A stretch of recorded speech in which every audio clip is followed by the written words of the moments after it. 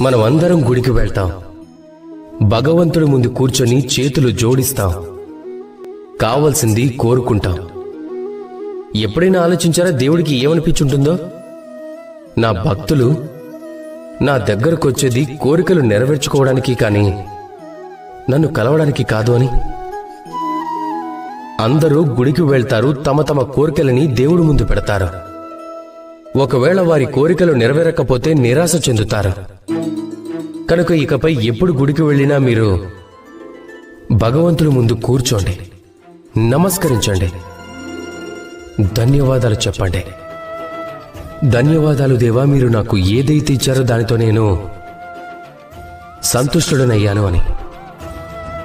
నాకు మీ మార్గదర్శనం చాలు.